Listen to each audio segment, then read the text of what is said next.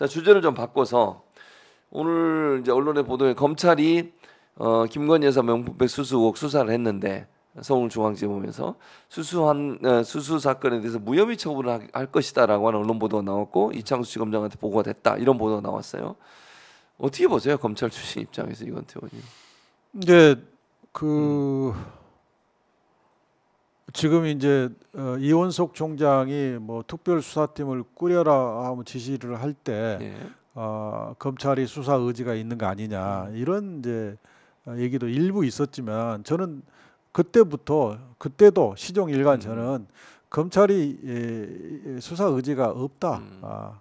그렇게 생각을 했고 다만 이제 검찰이 워낙 그 불공정한 검찰의 모습을 보였기 때문에 그걸 일부라도 해소하려고 하는 제스처일 뿐이지 최종적으로는 검찰은 김건희 여사의 벽을 넘지 못하고 결국 무혐의 수순으로 갈 거다. 저는 늘 그렇게 생각했는데 예. 그렇게 되리라고 봅니다. 그래서 지금 중앙검사장이 새로 온 다음에 이른바 황제 조사를 거쳐서 명품백의 사건을 무혐의하겠다고 내부 결론을 내고 예. 총장한테 보고를 하겠다는 건데 결국 최종적으로 검찰은 무혐의 수순으로 갈 겁니다.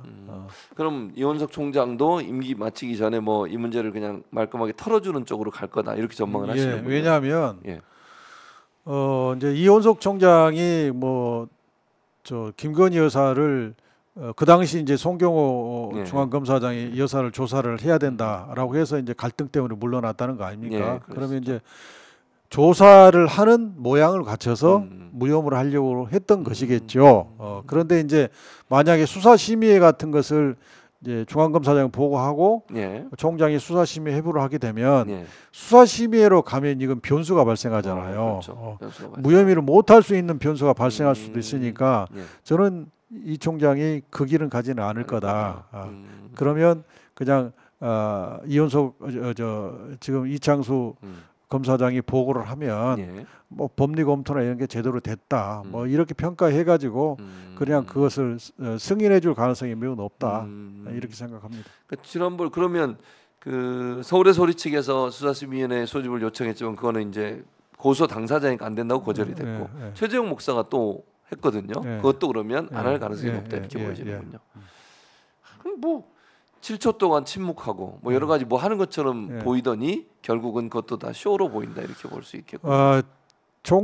이원석 총장이 김건희 여사 문제를 제대로 수사할 의지가 있었다면 총장 취임하자 곧바로 법무부 장관한테 도이치모스 주가 조작 사건에 대한 수사 지휘권을 살려주십시오라고 얘기를 했어야 되고 그다음에 장관이 그걸 거부를 하면 언론에 대고 강력하게 얘기를 해야죠.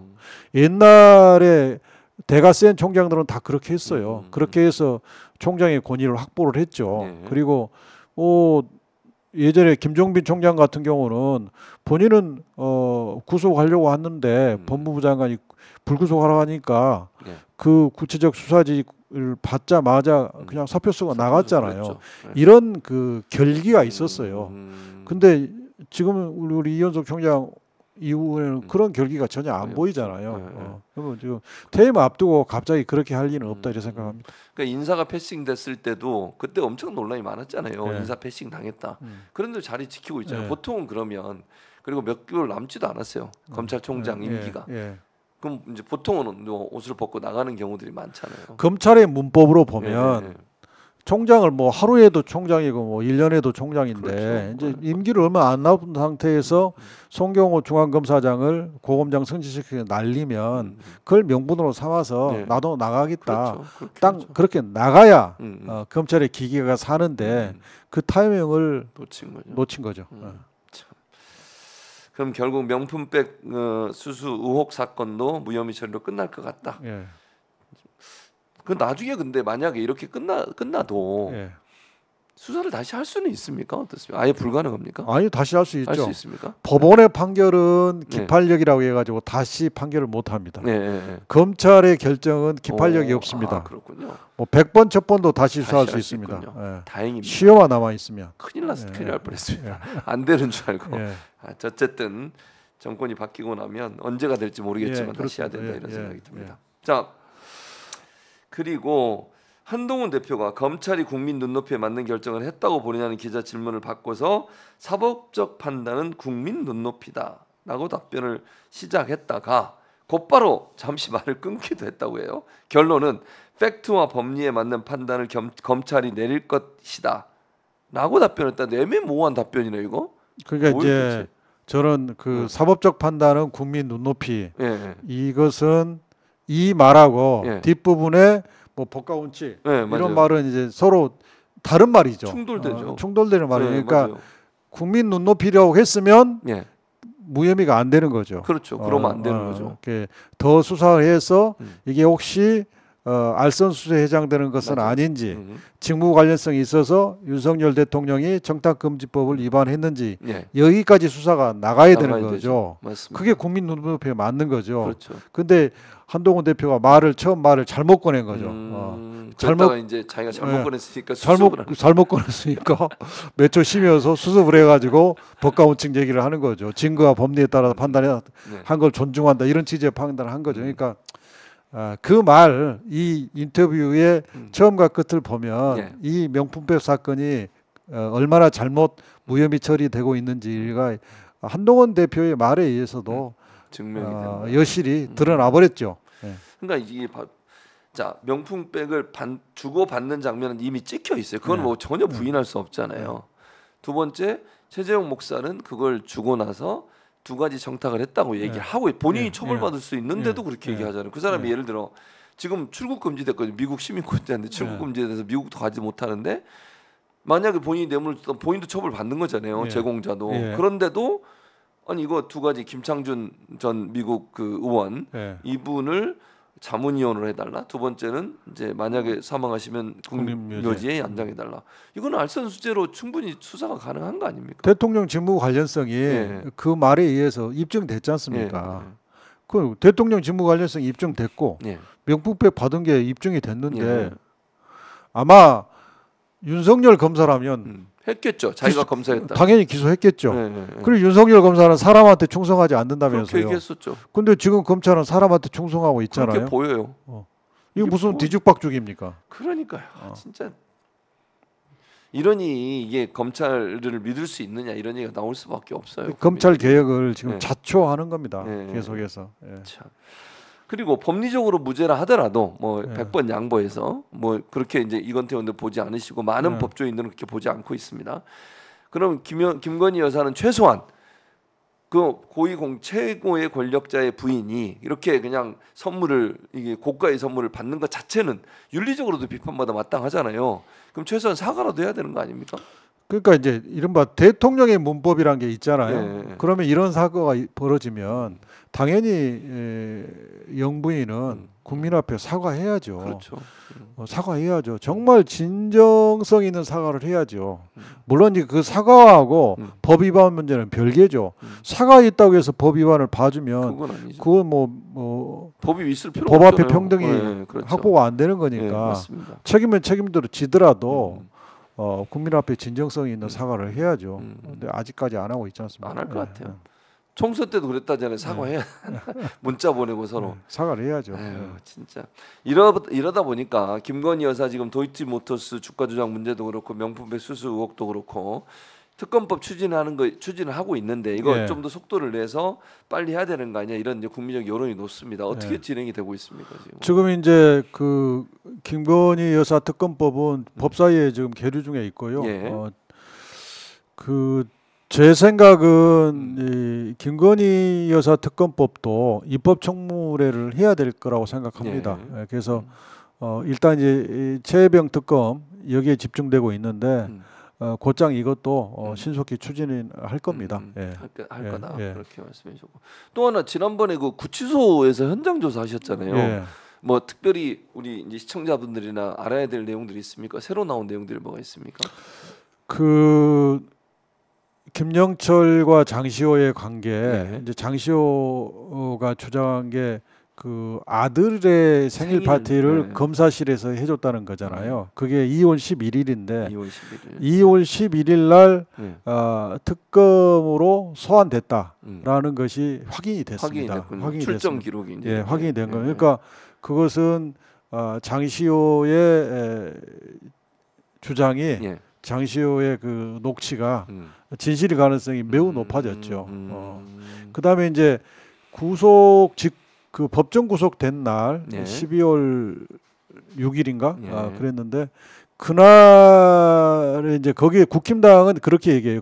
그날 이제 2시 40분에 재판이 끝났고 그리고 4시 5분에 구치소에 수감이 됐다. 그러면 그 장시호가 김영철 검사실에 갔다는 것은 아니지 않느냐. 시간상으로 봤을 때 이렇게 주장을 하면서 김영철의 무고함이 입증됐다 이렇게 주장을 하는 것 같아요.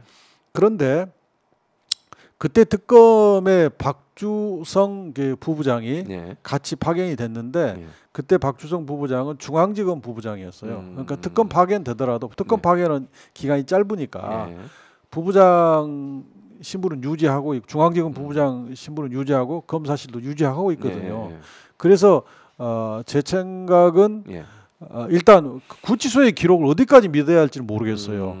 왜냐하면 제가 봤더니 16시 05분 법정 구속 이렇게 돼 있어요. 법정 구속. 그러면 16시 05분 그냥 직관적으로 보면 16시 05분에 법정 구속됐다는 시간이잖아요. 그렇죠. 근데 구치소는 그 시간을 법정 구속으로 구치소에 입소한 시간이다 이렇게 얘기를 해요. 좀 말이 안 되는. 그래서 이제 그 좀 이상하다 우리는 이제. 근데 구치소는 그렇게 설명을 해요. 그래서 이제 제가 이제 그 인터뷰 할 때도 구치소의 말이 맞다고 가정하더라도 그 재판이 끝난 14시 40분 이것도 확인이 필요해요. 과연 구치소의 그 기록대로 14시 40분에 끝났는지 법정 구속이 그보다 더 먼저 됐는지 그건 알 수가 없어요. 알 수가 없네요. 어쨌든 14시 40분과 16시 05분 사이에 이 법원에서 구치소까지 돌아가는 시간을 계산하더라도 약 1시간이 비어요. 그렇죠. 그러면 그때 장시호의 말이 맞다면 김영철은 장시호에 대해서 굉장히 큰 마음의 부담, 구속돼서는 안 되는 부담을 지고 있었잖아요. 그래서 1년 6개월밖에 구형을 안 했죠. 그래서 장시호가 구속되는 여부를 초미의 감시자로 지켜봤을 거예요. 그 법정 구속됐다는 사실을 현장에 나가 있는 수사관한테 보고를 받으면 바로 장시호를 좀 이리 데려오라. 그렇게 해서 검사실로 박주성 부부장실에서 충분히 면담할 수 있는 시간이 된다. 그게 사실이라 해도 그 갭이 있다. 그래서 그 가능성이 여전히 매우 높게 열려 있다. 그래서 국힘당 의원들이 주장하는 그것이 사실이 아닐 수가 아니다. 우리는 그렇게 생각하는 거죠. 그러니까 법정 구속이라는 단어가 재판부가 법정 구속을 그러니까 판단한 그 시점인지 정말 구치소에 들어와서 입감이 된 시점인지 그게 지금 불분명한 거네요. 현재로서는. 그리고 구치소의 기록을 다 봤더니 거기에 기재된 시간은 검사실에서 소환한 시간, 법원에서 소환한 시간을 의미할 뿐이지 실제로 구치소를 언제 나갔는지, 그것도 알 수 언제 들어왔는지가 아니라는 거예요. 그게 기조가 안 돼 있다는 거예요. 원래 기조해야 되는 거 아닙니까? 원래 기조해야죠. 부른 시간이 뭐가 중요합니까? 그렇죠. 나간 시간과 들어온 시간이 중요하지. 그렇죠. 구치소는 사람을 수감하는 곳인데 인원이 있어야죠. 언제 나갔는지, 인원이 언제 들어왔는지가 중요하지. 이렇게 해서 검사가 오후 2시에 조사하기 위해서 오후 2시까지 보내주세요라고 소환을 해줬어요. 그러면 오후 2시에 가기 위해서 몇 시에 출발했는지 12시에 출발했다고 구치소는 12시가 중요한 것이지 오후 2시가 중요한 게 아니잖아요. 근데 구치소 기록에는 12시는 기조가 안 돼 있고 오후 2시가 기재되어 있다는 거예요. 희한하네. 왜 그렇게? 그래서 우리가 어떻게 이렇게 기재할 수가 있느냐라고 현장에서도 의문을 제기했는데 어쨌든 자기들은 그 기록밖에 없다고 그래요. 그런데 어저께 이제 다른 언론을 통해서 다른 사례에서 장시호가 법원에 낸 구치소가 장시호에 관해서 법원에 낸 기록에는 나간 시간과 들어온 시간이 기재가 돼 있는 거예요. 돼 있어요. 그럼 검찰에 갈 때만 기재가 안 돼 있는. 그다음에 또 다른 사건에서 또 이른바 검사 뭐 접대 사건이고 뭐 그런 다른 사건에서 개인이 정보공개청구에서 받은 자료를 보니까 거기에는 검사실에 실제로 검사실에 가기 위해서 나간 시간과 들어온 시간이 기재가 돼 있어요. 분 단위까지. 그러면 엊그저께 우리 민주당 의원들이 가서 제출해서 받은 자료는 이것은 일부를 숨기고 준 자료 아니냐. 우리는 지금 그런 의심을 강력하게 가지고 있고 이 부분에 대해서 구치소를 상대로 책임을 추구할 생각입니다. 그러니까 지금 말씀하신 것처럼 다른 데 제출한 기록에는 상세하게 적혀 있는데 나간 시간 들어온 시간이 근데 지금 민주당 의원들이 요구한 제출된 자료에는 그게 상세히 기록이 안 돼 있다는 거네요. 더구나 장시호는 구치소장도 이 사람은 특별 관리 대상인 중요 수감자였다는 거예요. 그럼 중요 수감자인데 나가고 들어온 시간이 기재가 안 돼 있다. 그건 말이 안 되죠. 말이 안 되는 겁니다. 그렇죠. 지금. 말이 안 되는 거예요. 좀 이상하네. 그리고 장시호 말이 사실은 아까 생일 파티를 해줬다고 하는데 아니 검사 하셨으니까 검사실에서 피의자 생일 파티 해줘도 되는 겁니까? 안 되죠. 그건 상상하기 어렵죠. 그래서 상상하기 어렵기 때문에 설마 그런 일이 있겠어? 장시호가 거짓말이겠지. 그런 얘기를 하는 거예요. 근데 장시호 말이 너무 구체적이고 그다음에 장시호로부터 그 찍은 사진을 봤다는 증인이 이번에 청문회에서 나와서 증언을 했잖아요. 그거 보면 장시호 말이 그러면 한 2년 동안에 그 장시호의 증언을 했던 녹음이 너무나 구체적이고 장기간에 걸쳐서 일관되잖아요. 맞아요.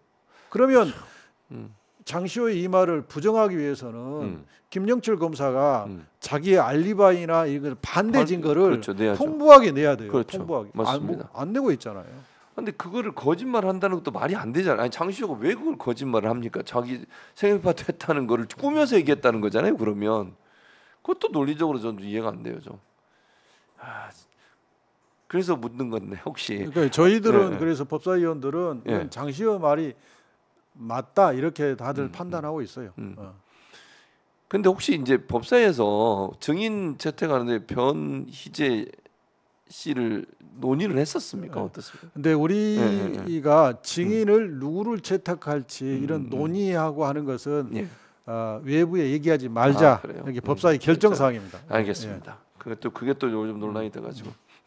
자 마지막으로 그러면 심우정 검찰총장 후보자 청문회 이제 법사위에서 곧 하게 되는데 어떤 점들을 주로 이제 이렇게 물어보고 또 확인하실 계획이세요, 의원님? 가장 중요한 것은 심우정 검찰총장이 검찰의 정치적 중립을 지켜서 수사 지휘를 할 생각이 있는지 기소권을 행사할 수 있는지 이게 핵심이잖아요. 그렇습니다. 그럼 그 핵심에 가장 중요한 게 도이치모터스 주가 조작 사건으로 김건희 여사를 기소할 의사가 있는지 이게 제일 중요하다고 봅니다. 그래서 그렇습니다. 그 부분부터 확인을 해볼 생각입니다.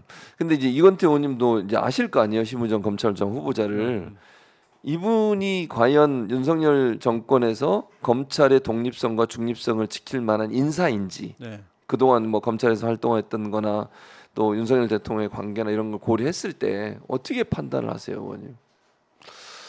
근데 총장을 지명을 할 때는 윤석열 대통령이 나를 보호해 주겠구나 해서 추정했지 않겠어요? 맞아요. 그러니까 이제 우리 교수님 저한테 물은 질문이 우문이에요. 우문이에요? 당연히 그럴 거다. 그렇지. 그게 보장이 되니까 그게 믿음이 가니까 총장으로 지정했지 않겠어요? 그 전에도 윤석열 대통령과 이분이 같이 뭐 이렇게 연관된 게 많이 있습니까? 검찰 내에서? 그러니까 이제 윤석열 대통령이 중앙검사장으로 재직하실 때 형사 1부장을 했어요. 근데 형사 1부장은 굉장히 중요한 자리입니다. 그러니까 보통 이제 검찰과장, 법무부 검찰과장을 검찰의 황태자 인사하는 분이잖아요. 그렇죠. 검찰의 황태자라고 그러거든요. 그 검찰의 황태자들이 형사 1부장을 주로 했어요. 그리고 형사 1부는 감찰이 주요 임무입니다. 감찰이. 그러니까 이제 정치인이나 뭐 중요한 사람들이 돈에 관련 부패 사건이 생기면 특수부에서 하지만 그 이외의 것들은 대부분 형사 1부가 관할해요. 그러니까 이거 중요하지 외부에서는 중요한지 모르는데 매우 중요한 자리입니다. 매우 중요한 그러면서 윤석열 검사장을 형사 1부장으로 모신 사람이기 때문에 아주 가까운 사이라고 볼 수 있죠. 그리고 지금 이제 그 민정수석, 예, 민정수석이 맞아요. 두 사람이 친하죠 또. 검찰국장을 하실 때 거기서 검찰과장을 했어요. 네, 맞아요. 그 인연이 그러니까 있죠. 대통령도 직접 모셨고 민정수석도 직접 모셨고. 그러니까 굉장히 용산하고는 가까운 같이 일을 해봤기 때문에 그런 분이라고 저는 판단합니다. 혹시 충암고 출신 아닙니까? 요즘 뭐 충암고 라인들이 희문고 출신입니까? 충암고 라인이 검찰에서 많이 이렇게 활동을 하셔가지고 어쨌든 뭐 말씀을 하신 것처럼 심우정 검찰총장이 정말 결기 있게 검찰을 잘 리드해가면서 중립성을 지킬 가능성은 좀 낮아 보인다. 그러니까 이제 그 심우정 총장 내정자는 조직 내에서 신망이나 평가는 높은 분이에요. 높은 분인데 그러나 이걸 모든 걸 종합적으로 고려해서 대통령이 했을 거다 선정을 나를 보호하고 뭐 그럴 걸로 판단되니까 총장을 시켰지 않겠어요? 근데 이제 뭐 또 이제 청문회 하려면 의원한테도 제보도 들어올 거고 이러지 않겠어요? 이분 관련해서 물론 뭐 김건희 여사 수사 이런 거 물어보면 아마 언론적 답변을 할 것 같은데 제가 볼 때는 그거 외에 또 다른 제보들도 많이 들어옵니까? 예를 들면 뭐 늘 인사청문회 단골로 올라오는 여러 여건들 있지 않습니까? 그런 것도 좀 있습니까? 어떻습니까? 그러니까 지금 이제 총장 인사청문회가 그 외부에 많이 보도가 되고 하는 상황이 아니기 때문에 이제 그런 관련 자료들이 이제 제보가 들어올 것 같습니다. 앞으로 좀 지켜봐야 되겠네요. 어쨌든 자 오늘 뭐 이제 여러 가지 얘기를 나눴는데 지금 뭐 가장 중요한 이슈는 그 법안 발의하신 문제. 왜냐하면 친일 행적이 있거나 친일 발언을 한 사람들은 공직자에 절대로 앉으면 안 된다고 하는 그런 제안의 문제를 말씀해 주셨고 검찰 관련된 문제 특히 구치소 그 가셔서 현장 검증한 거 이렇게 얘기해 주신 거 너무 많은 도움이 됐다 이런 생각도 듭니다. 자 마지막으로 이 법안이 꼭 필요하다는 이유를 마지막으로 한마디 해주시고 마치도록 하겠습니다.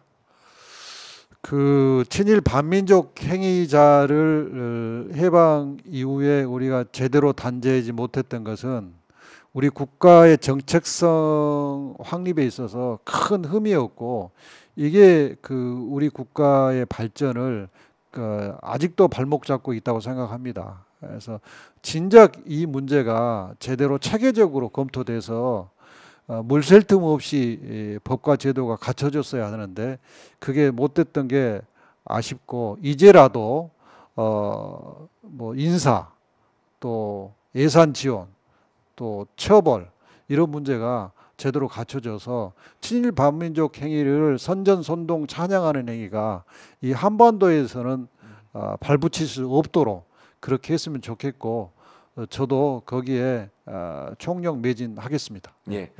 발의된 법안이 꼭 당론으로 채택돼서 통과되길 바라고요. 또 심우정 검찰총장 후보자에 대한 청문회도 잘해주시고 검사 탄핵 관련된 청문회 계속 있을 것 같은데 그것도 좀 잘해주시고 또 하나 그러니까 법사위가 청문회 계속 김건희 여사 특검법 추진 관련된 또 입법 청문회도 있어야 되잖아요. 이때도 좀 열심히 해주셔서 국민들 마음을 좀 시원하게 해주셨으면 고맙겠습니다. 제가 민주당의 법사위원으로서 제 역할을 다하겠습니다. 기대하도록 하겠습니다.